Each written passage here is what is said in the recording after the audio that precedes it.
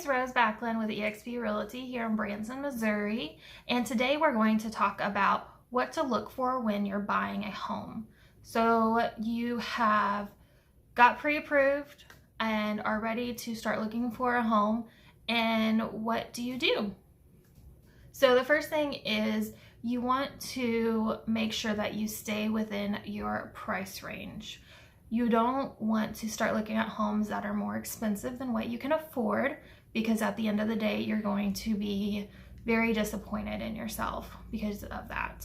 And so when you choose a realtor, make sure you choose someone that understands that and has your priorities in check.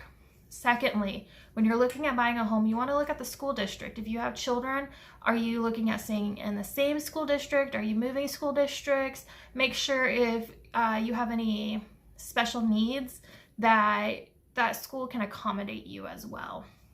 Next, you want to look at the neighborhood where that house sits. You want to see, is there a playground? Is it kid friendly?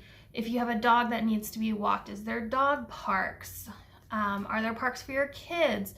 Things like this. This could just be a simple drive around the neighborhood and see that it's available, or it might be something where you need to ask your realtor and see if they can research it a little bit more for you and see if that's going to accommodate you.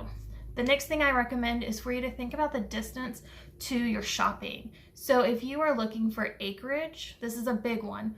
If you're looking for acreage and you are wanting to be outside of town, you need to understand that your shopping, like grocery shopping, is going to be at least 30 minutes away. So you forget the sugar or the butter or something like that, you're driving an hour to get that. 30 minutes there, 30 minutes back. So that's something that you need to know ahead of hand, that this is what you're signing up for. And if you're in town, then that's a little bit easier because, grocery shopping is everywhere. The mall, Walmart, all those kind of things. But definitely if you're looking at acreage and being outside of town, you need to know that there are some distance that you're going to have to drive, and make sure that that can accommodate your lifestyle and what you want. And so, because that's going to be something you're stuck with for a couple years. The next thing is your distance to work.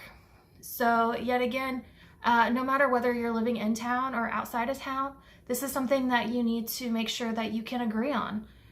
A lot of people travel to Springfield from Branson for work. Do you have easy access to 65?